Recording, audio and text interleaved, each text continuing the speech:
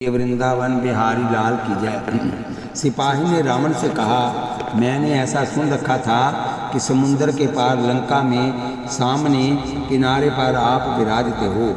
मैं साधारण मनुष्य समुद्र को पार करके किस प्रकार आ सकता था, परंतु बहुत से देवता तुम्हारी सेवा में हैं, ऐसा मैंने सुना था। इसलिए मुझको लगा कि ये समुद्र भी तुम्हारा नौकर होगा। इसलिए मैंने समुद्र से कहा कि ये पत्रिका तुझको देता हूँ, इसे रावण महाराज को दे देना। पत्रिका समुद्र में डालकर वापस आ गया। रावण ने सिपाही से कहा, अरे तुझ में कुछ अकल है कि नहीं, तू पानी में पत्रिका फेंक आया। सिपाही ने कहा, महाराज ये मेरी भूल हुई, परंतु अब आपको लड़ना हो तो जाकर समुद्र के साथ लड़ो। रावण ने राजा जनक से कहा, जो कुछ हुआ सो हुआ, अब तो मैं यहाँ आ ही गया हूँ। तुम्हारी कन्या शीघ्र बाहर आवे और मुझे वर विजय माला अर्पण करे। राजा जनक ने कहा, महाराज राजकन्या बाहर किस प्रकार आएगी? ऐसा निश्चय किया गया है कि कोई इस धनुष को उठावे, परतंचा चढ़ाए, उसके बाद ही राजकन्या बाहर आएगी, उससे पहले वह बाहर नहीं आएगी। अभिमानी रावण कहने लगा कि तुम लोग अभी रावण महाराज को पहचानते ही नहीं। तुम जानते हो शंकर पार्वती कैलाश पर बैठे थे, उस समय इस दादा ने संपूर्ण कैलाश पर्वत को उठा लिया था। मैं तो कैलाश पर्वत उठा सकता हूँ, ऐसा वीर हूँ। इस धनुष में तो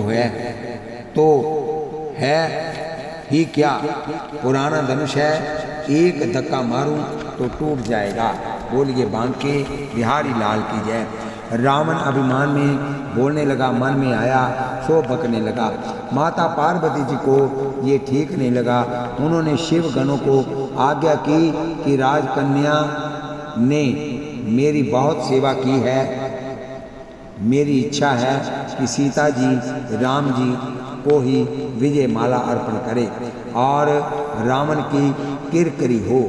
रावण को बहुत अभिमान हो गया है, वह मन चाही बात अपने मुंह से बोल देता है। रावण धनुष को उठा न सका, ऐसा उपाय करो। माता जी की आज्ञा हुई कि तुरंत 300 शिवगण गुप्त रूप से उस शिव धनुष के ऊपर चढ़ बैठे। रावण था तो बड़ा बलिष्ठ व महान वीर था, उसके केवल 2 ही हाथ नहीं थे, पूरे 20 हाथ थे। वह वीर तो निश्चय था।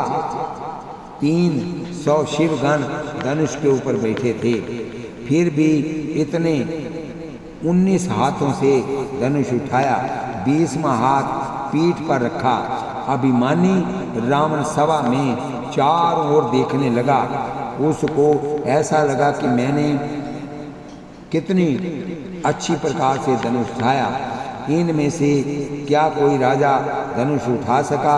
परंतु इस सभा के लोग कितने मूर्ख हैं, इस दादा ने ये व्यय उठा लिया, फिर भी रावण महाराज की जय तक कोई बोलता नहीं। वह ऐसा मूर्ख था कि अपनी जय स्वयं ही बोलने लगा। शाबाश रावण महाराज की जय। आत्म प्रशंसा ही मरण है, इससे पुण्य का नाश होता है। शिव गणों ने जोर से धनुष को जो दबाया तो रावण की छाती के ऊपर पड़ा। रावण रक्त की उल्टी करने लगा, चक्कर आने लगा, मरा मरा, मुझको कोई बचाओ, मुझको कोई बचाओ। रावण को मूर्छा आ गई, लोगों को बहुत रुलाता था, सो आज इसकी बहुत ही फजीयत हुई।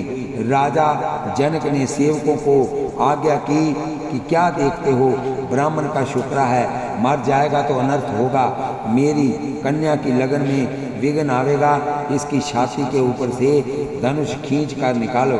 1000 वीर पुरुष कूद पड़े, दौड़ते गए, रावण की छाती के ऊपर से धनुष खींच लिया। रावण बहुत अभिमानी था, उसको ऐसा लगा कि मेरा अपमान हुआ है, अब मैं इस सभा में बैठूंगा ही नहीं। रावण वहाँ से चला गया। रावण के चले जाने पर स्वयंवर मंडप में जो राजा थे वह सावधान हो गए। उन्होंने ऐसा विचार किया कि रावण घबरा गया, मूर्छा आ गई, परंतु आध घंटे के बाद होश में आकर के वहाँ से चलता चलता सीधा अपने घर गया। हम धनुष उठाने जाएंगे और कदाचित ये हमारी छाती पर गिर पड़ा तो ये दूसरे राजा जो बैठे हुए थे वो सोचने लगे तो हमारा चल कर जाना भी असंभव है।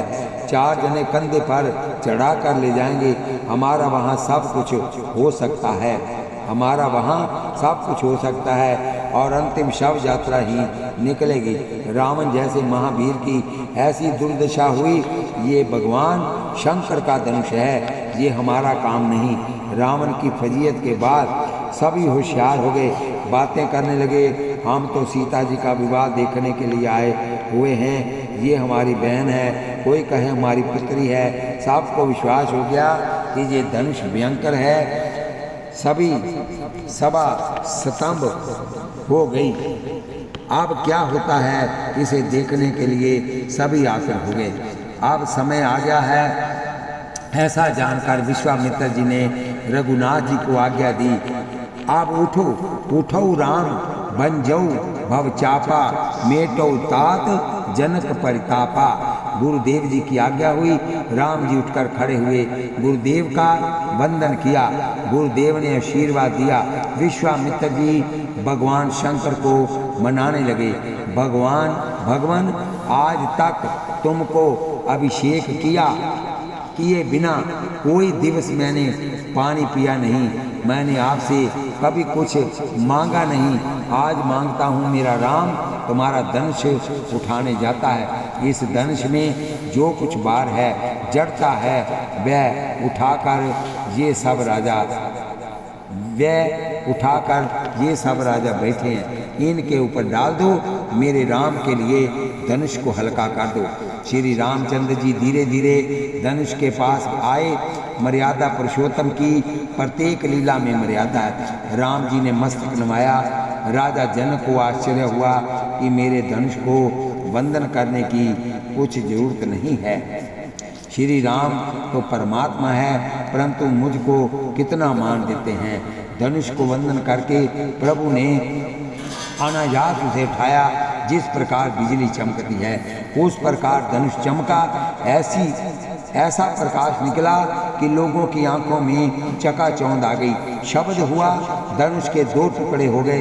प्रभु ने किस रीति से उठाया, किस रीति से नवाया, ये कोई न देख सका। अति आनंद हुआ। बोलिए सियावर रामचंद्र की जय। विश्वामित्र जी ने राजा जनक से कहा कि आप श्री जानकी जी पधारें, मेरे राम जी को विजय माला अर्पण करें। श्री सीता जी पधारी। श्री सीता जी के सौंदर्य और श्रृंगार का वर्णन कौन कर सकता है। साक्षात लक्ष्मण जी का स्वरूप था। 8 सखियां दाहिनी ओर थी और 8 सखियां बाईं ओर थी। सब सखी मंगल गीत गा रही थी। श्री जनक जी के हाथ में सुंदर विजय माला थी। सीता जी धीरे धीरे पधारी। श्री रामचंद्र जी ने विचार किया कि ये कन्या मुझको विजय माला अर्पण करने आती है। गुरुदेव की आज्ञा हुई, इससे मैंने धनुष भंग किया, परंतु अपने माता पिता की आज्ञा बिना मुझे लगन करना नहीं। मैं स्वतंत्र नहीं, मैं अपने माता पिता के अधीन हूँ। सीता जी बहुत सुंदर है, इससे क्या मेरी माँ कौशल्या जी मुझको आज्ञा देवे तो ही मैं लगन करूँ। राम जी आधुनिक नहीं हैं, हाँ पुराने जमाने के हैं। आजकल के छोकरे तो माँ बाप को तनक भी पूछते नहीं। ये ऐसा समझते हैं कि हम बहुत होशियार हो गए हैं। राम जी ने निश्चय किया कि माँ की आज्ञा नहीं, इसलिए विजय माला पहनने को माथा नहीं नवाऊं। श्री सीता जी थोड़ी ठिंगनी थी। श्री राम जी माथा नवावे तो ही सीता जी विजय माला अर्पण कर सके। श्री जानकी जी राम जी के पास पधारी। उन्होंने दोनों हाथ ऊंचे किए। श्री जानकी जी के हाथों में सुंदर रत्न जड़ित कंगन थे, उनमें श्री राम जी का प्रतिबिंब दिखा। सीता जी दर्शन में तन्मय हुई। राम जी अभी तक माथा नवाते नहीं थे। विश्वामित्र जी ने ये देखा और दौड़ते गए। उन्होंने श्री राम जी के कान में कहा कि मैं अयोध्या से निकला था, उस समय कौशल्या जी के साथ सब बात हो गई थी। दशरथ महाराज की बहुत इच्छा है कि अब तुम्हारा विवाह हो जाए। राम जी ने पूछा, गुरुजी लगन हो ऐसी तो उनकी इच्छा है, परंतु इसी कन्या के साथ लगन हो ऐसी इच्छा है? विश्वामित्र जी ने कहा, हाँ ऐसी ही है। कौशल्या माँ ने सीता जी की बहुत प्रशंसा सुनी है, उनकी बहुत इच्छा है। बेटा मैं तुमको ठीक ठीक कहता हूँ, तुम्हारी माँ राजी होगी। बोलिए वृंदावन बिहारी लाल की जय। माँ को आज्ञा है, माँ की आज्ञा है। रामचंद्र ने कहा, परंतु मेरा लक्ष्मण कुंवारा है, इसका विवाह पहले करो। श्री राम छोटे भाई को भूले नहीं। विश्वामित्र जी को आनंद हुआ कि जगत मेरे राम जी की जो प्रशंसा करता है वह कम है। राजा जनक के जहाँ उर्मिला नाम की दूसरी कन्या थी, विश्वामित्र जी ने राम जी से के कान में कहा, लक्ष्मण जी का विवाह उर्मिला के साथ करा दूंगा। गुरुदेव जी ने जब ऐसा कहा तब प्रभु ने माथा नवाया। सखियों ने सीता जी को दूसरा संकेत किया, अब माथा नवा हुआ है, जल्दी करो। सीता जी तब विजय माला अर्पण करती है। उसी समय गावही छवि अवलोकी सहेली, सिया जय माल राम उर्मिली। जनकपुरी की स्त्री पुरुष निशावर करने लगे। श्री सीताराम जी के दर्शन करते करते किसी का मन थकता नहीं था। ये मनोहर जोड़ी कैसी सुंदर दिखाई देती है, इसको किसी की नज़र न लग जाए, ये सदा सर्वदा आनंद से बने रहे। पीछे विश्वामित्र जी की आज्ञा हुई। उस समय स्वर्ण अक्षरों में कुमकुम पत्रिका लिखी गई, ये सिपाहियों को दी गई और उनसे कहा गया कि अति शीघ्रता के मार्ग से घोड़ों को दौड़ाते हुए अयोध्या जाओ। दशरथ महाराज को वंदन करके प्रार्थना करो कि बारात लेकर अयोध्या की प्रजा के साथ जल्दी पधारें। राम जी ने उन सिपाहियों से कहा, अयोध्या में मेरे पूज्य पिताजी के चरणों में मेरा वंदन कहना, मेरी माँ से कहना कि तुम्हारे आशीर्वाद से मैं खूब आनंद में हूँ। मेरे माता पिता के चरणों में मेरा प्रणाम कहना। सिपाही की आंखें भीनी हो गई। वह दौड़कर अयोध्या पहुँचा। दशरथ महाराज दरबार भरा हुआ था। सिपाहियों ने जनक महाराज की पत्रिका दी। दशरथ महाराज को बड़ा आनंद हुआ। भारी विलोचन बाचन पाती, पुलक गात आई बरी छाती। दशरथ महाराज हर्ष से पुलकित हो गए। वशिष्ठ गुरु जी से प्रार्थना की। रानियों को भी बहुत आनंद हुआ। बारात ले जाने की बहुत तैयारी होने लगी। तुलसीदास महाराज ने बहुत सुंदर वर्णन किया। प्रातः काल में वशिष्ठ आदि के साथ दशरथ महाराज ने जनकपुर जाने के लिए पलायन किया। सीता जी ने अष्ट सिद्धियों को आज्ञा की कि मार्ग में अयोध्या के लोगों को तुम भली प्रकार स्वागत करो। उन्होंने मार्ग में ऐसा स्वागत किया कि जिसको जो रुचे वही तो भोजन मिला। शयन करने के लिए सुंदर शैया मिली, नाना प्रकार के वस्त्र मिले। सबको इतना सुख मिला कि सभी अपने अपने घरों को भूल गए। बीच बीच वर बास बनाए, सुर पर सरी संपदा छाए। असन शयन वर वसन सुहाए, पावई सब निज निज मन बाए। निज नूतन सुख लखिया कुलाने, सकल बरातिन मंदिर भूले। श्री सीता जी का ये दिव्य ऐश्वर्य है। बोलिए वृंदावन बिहारी लाल की जय। जनकपुरी में राजा जनक ने बारात का सुंदर स्वागत किया। विश्वामित्र जी के साथ श्री राम लक्ष्मण दशरथ महाराज को मिले। दोनों भाइयों ने पिताजी को साष्टांग प्रणाम किया। रामायण में लिखा है कि बारात जनकपुर में आई धनतेरस के दिन और लगन हुई मार्गशीर्ष सुदी पंचमी के दिन और विदाई मिली रंग पंचमी के बसंतोत्सव होने के बाद। ऐसा नहीं कि आज आओ और कल जाओ। नारद जी ने लगन का मुहूर्त निकाला। मार्गशीर्ष शुक्ल पक्ष पंचमी तिथि गुरुवार और गौरज मुहूर्त। श्री राम जी का वर घोड़ा निकला। कामदेव स्वयं घोड़ा बनकर आया। श्री रामचंद्र जी घोड़े के ऊपर विराजे। बोलिए वृंदावन बिहारी लाल की जय। साधारण जीव जब लगन करने जाता है तब काम उसकी छाती पर चढ़कर बैठता है, परंतु श्री राम जब लगन करने गए तब काम की छाती पर चढ़कर बैठे। लगन निष्काम होने के लिए है, श्री राम पूर्ण निष्काम है। श्री राम का सुंदर वर घोड़ा निकला। श्री राम सहज सुंदर हैं, अतिशय सुंदर हैं। राम जी का स्वरूप अति सुंदर है। राम जी मनमोहक हैं। राम जी का सौंदर्य नेत्रों को आनंद देने वाला है। परमानंद की सुंदरता का वर्णन करते समय वाणी को भी आनंद होता है। ये वर्णन सुनते समय कानों को तृप्ति नहीं होती। राम जी सदा सुंदर हैं, नित्य सुंदर हैं। राम जी सहज सुंदर हैं। श्रृंगार ना करें तो भी राम बहुत सुंदर लगते हैं। राम जी वन में पधारे उस समय क्या श्रृंगार था? वलकल वस्त्र पहने हुए थे, मस्तक के ऊपर जटा धारण किए हुए थे। फिर भी राम जी ऐसे सुंदर लगते थे कि शूर्पणखा की इच्छा हुई कि श्री राम मेरे पति हों। शूर्पणखा राक्षसी थी, उस पर भी उनकी राम जी के साथ लगन करने की इच्छा हुई। राम जी श्रृंगार ना करें तो भी सुंदर लगते हैं। फिर आज तो राम जी ने वर राजा का सुंदर श्रृंगार किया है। इस सुंदरता का वर्णन कौन कर सकता है? श्याम शरीर शोभाय सुहावन, शोभा कोटि मनोज लजावन। काल किंकनी कटि सूत्र मनोहर, बहु विशाल विभूषण सुंदर। नैन कमल कल कुंडल काना, बदन सकल सौंदर्य निधाना। सुंदर भ्रिकुटी मनोहर नामा, भाल तिलक रुचि रता निवासा। शारद विमल विभु विगु वदन सुहावन, नैन नवल राजीव लजावन। सकल अलौकिक सुंदरताई, कहीं ना जाए मन ही मन भाई।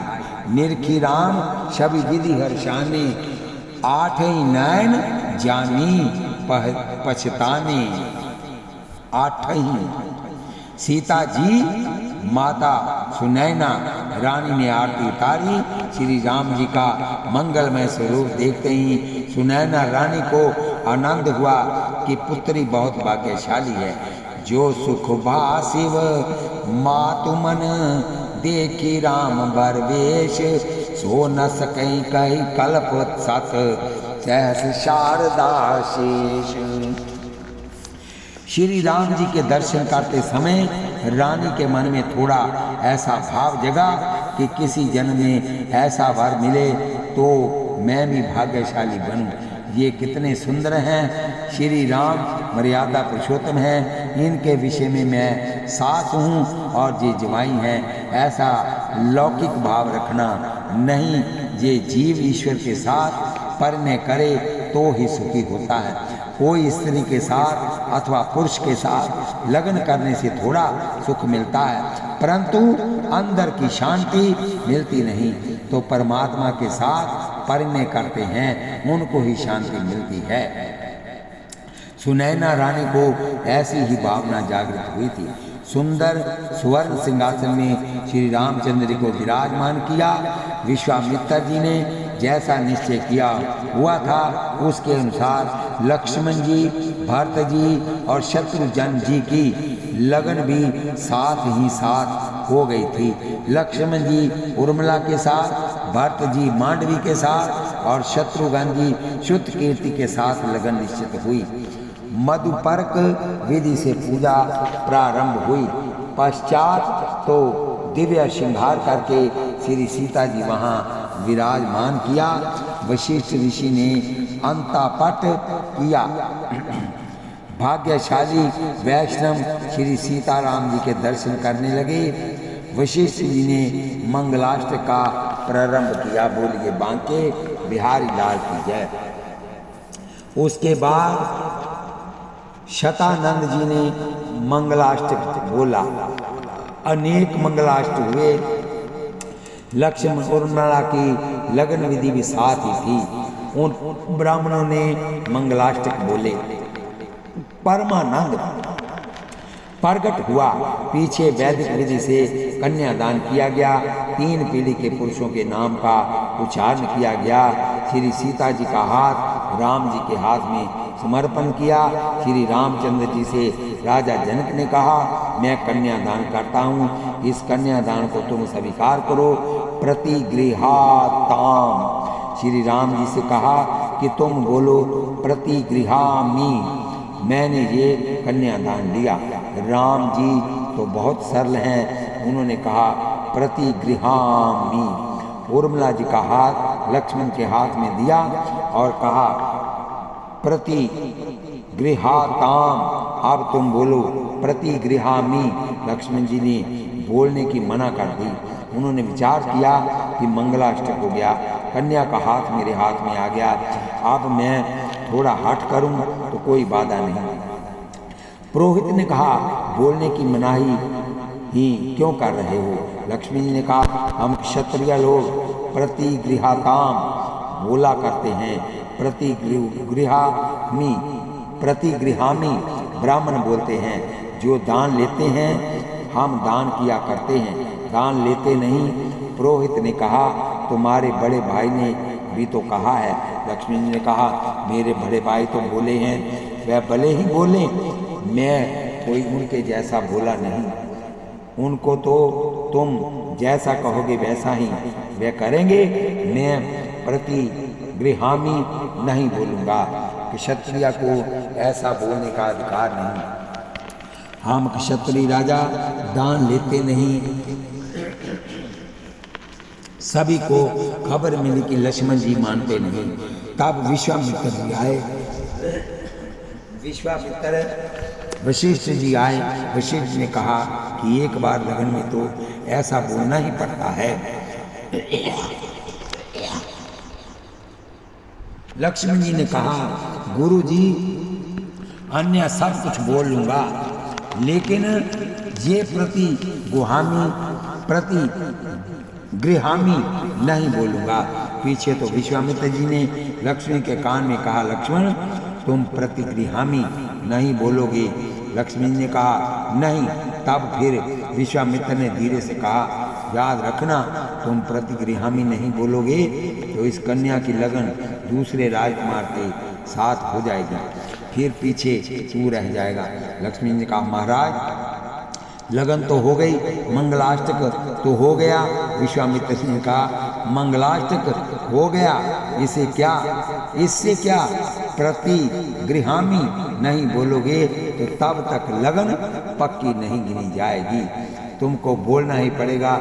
लक्ष्मण जी ने कहा, गुरुजी यदि ऐसा हो तो मुझे कोई बाधा नहीं, मैं बोलता हूँ। पीछे लक्ष्मी ने प्रतिगृहामि ऐसा कहा, सबको आनंद हुआ। मांडवी की लगन भरत जी के साथ और सुतकीर्ति की लगन शत्रुघ्न जी के साथ हो गया। इसके पश्चात पंगत हुई। तुलसीदास महाराज ने इसका बहुत सुंदर वर्णन किया है। जनकपुरी में ऐसा रिवाज था कि जमाई राज जीमने बैठे, उस समय कन्या पक्ष की स्त्रियां ढोलक बजावें और जमाई सुने, इस प्रकार गालियां देकर गावें। श्री रामचंद्र जी भोजन करने बैठे, उस समय जनकपुरी की स्त्रियां बातें करने लगी। एक स्त्री ने कहा, अरे सखी, मैं तुमको क्या कहूँ, ये राम तो निश्चय ही भाग्यशाली हैं कि हमारी कन्या श्री सीता जी के साथ इनकी लगन हुई। मुझे ऐसा लगता है कि श्री राम ने कोई धनुष तोड़ा ही नहीं, ये तो रावण ने तोड़ा था, परंतु वह मरा भागा था कि उसे एकदम मूर्छा आ गई और इन भाई ने हाथ लगाया, इससे टूट गया। दूसरी स्त्री बोली, आरी सखी, मैंने तो सुना है कि दशरथ महाराज की वृद्ध अवस्था आ गई और पुत्र संतान कोई मिली नहीं, इससे वे बड़े दुखी हुए।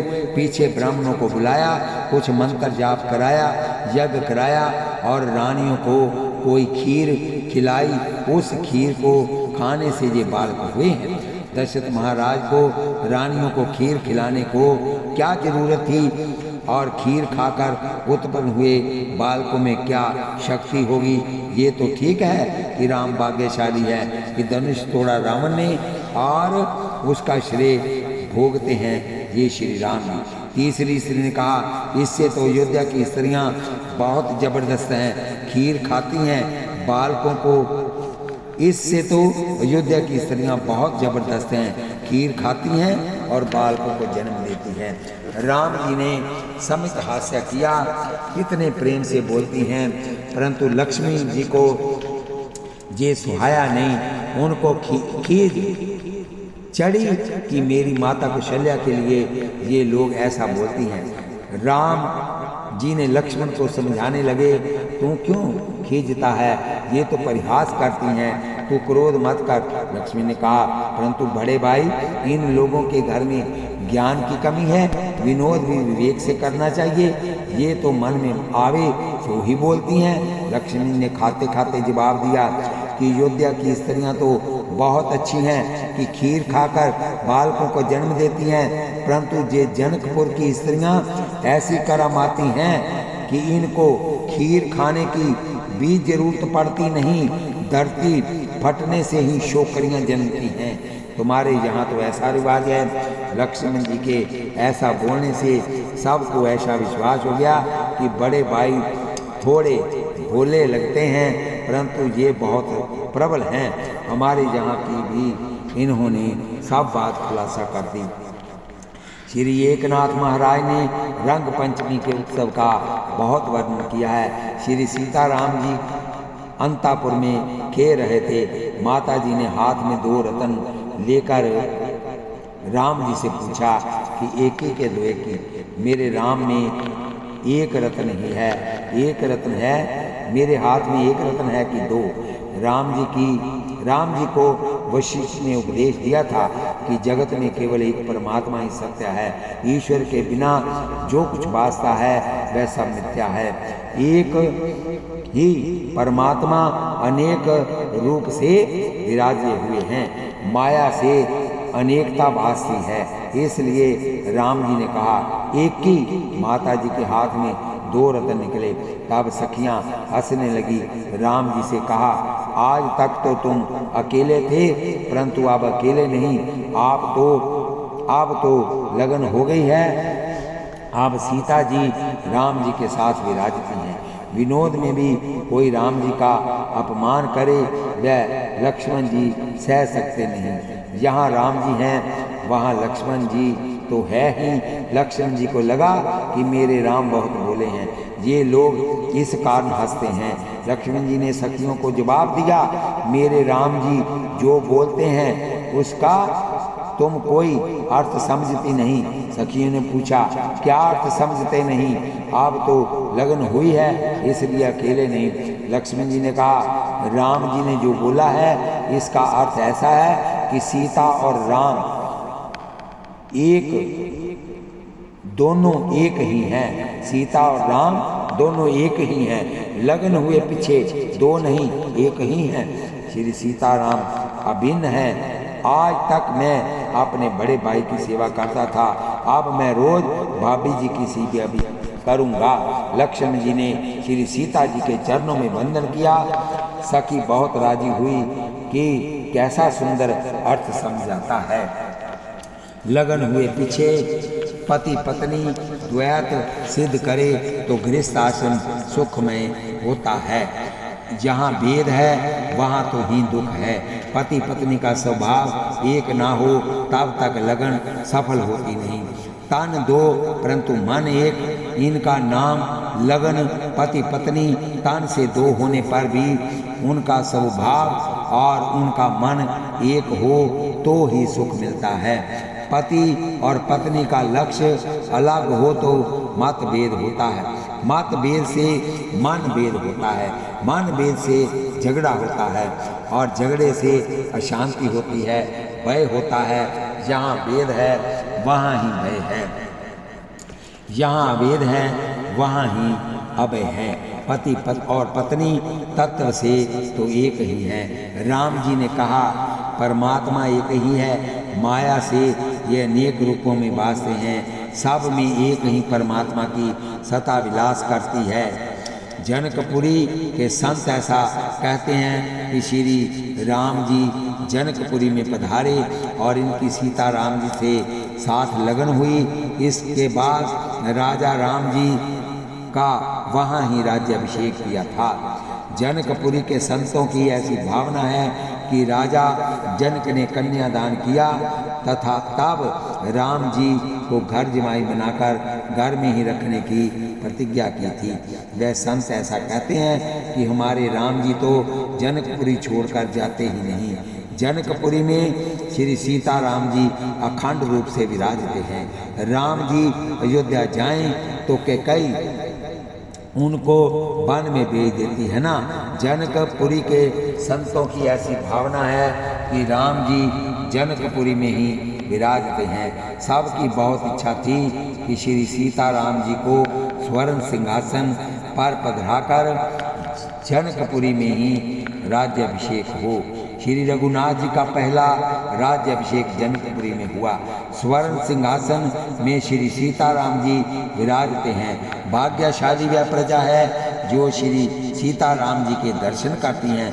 दर्शन करते मन थकता नहीं। लोग बातें करते हैं कि ये श्री राम हैं, ये साक्षात आदि नारायण परमात्मा है, और श्री सीता जी राजकन्या नहीं, ये तो जगन माता लक्ष्मी है। वह धरती में से प्रकट हुई है। हम प्रत्यक्ष श्री लक्ष्मी नारायण जी का दर्शन कर रहे हैं। लगन महोत्सव के उपरांत श्री सीता जी श्री राम जी के साथ अयोध्यापुरी जाने को तैयार हुई। श्री सीता जी साक्षात महालक्ष्मी है। वह इस समय जनकपुरी छोड़कर जा रही है। महालक्ष्मी जिस नगर को छोड़कर जाए वहाँ के लोगों की कैसी दशा होगी। माता जी ने विचार किया कि मैं अब यहाँ से जाती हूँ तो ये लोग क्या खाएंगे। माता जी ने चावल से भरी थैली भरी और चावल बिखेरे। वह ही चावल आज तक भी मिथिला में खूब चावल उत्पन्न करते हैं। श्री सीता जी ने सबके साथ जनकपुरी से अयोध्या के लिए प्रयाण किया। मार्ग में परशुराम जी मिले। राम जी ने उनका शिव धनुष तोड़ा था। इस कारण परशुराम जी ने अत्यंत क्रोध किया। परशुराम जी आवेश अवतार हैं। परशुराम जी के साथ श्री लक्ष्मी जी ने लक्ष्मण जी ने बहुत विनोद किया। टूट चाप नहीं जुरही रिसाने, बैठिए हो ही पाए पिराने, जो अति प्रिया सो करिए उपाय, जोरिए को बड़ गुनी बोलाई। लक्ष्मण जी ने परशुराम जी से कहा, महाराज टूटा हुआ धनुष क्रोध करने से जुड़ेगा नहीं, संधान होगा नहीं। आप क्रोध छोड़ो और विश्राम करो, नहीं तो बेकार आपके पैर दुखने लगेंगे। इस धनुष के ऊपर बहुत प्रीति है तो उसका कुछ उपाय करो। किसी बड़ाई को बुलाकर उसे जुड़वा लो। लक्ष्मण जी के वचनों से परशुराम जी बहुत ही आवेश में आ गए। प्रभु ने परशुराम जी में जो वेश था वह खींच लिया। परशुराम जी ने रामचंद्र की सुंदर स्तुति की। जय रघुवंश बनज बन भानु, गहन दनुज कुल दहन कृसानु, जय सुर विपर देनु हितकारी, जय पद मोह कोह ब्रह्महारी। करो का मुख एक प्रशंसा, जय महेश मन मान शहंसा। राम जी की जय जयकार करके परशुराम जी तप करने चले गए और प्रभु अयोध्या में पधारे। सब माताओं को अतिशय आनंद हुआ। अंधे को आंख मिले, जन्म दरिद्री को पारसमणि मिले, नित्यारोगी को अमृत मिले, जोगी को परम तत्व प्राप्त हो। उस समय उनको जैसा आनंद होता है वैसा आनंद सब माताओं को प्राप्त हुआ। 4 लक्ष्मी नारायण मेरे घर आए हैं, ऐसी भावना से कुशल्या माँ ने पूजा की। बोलिए बांके बिहारी लाल की जय। इस कथा को हम यही विश्राम देते हैं। कल फिर कथा होगी और एक पल लगेगा आपको सब्सक्राइब करने में और हमारी कुछ मदद हो जाएगी। आशीर्वाद के रूप में आप इसे सब्सक्राइब, लाइक, शेयर कीजिए ताकि शेयर की हुई कथा आगे तक जाएगी। जो लोग सुनेंगे उनका आधा फल मतलब पुण्य आपको भी मिलेगा। बोलिए वृंदावन बिहारी लाल की जय। और कथा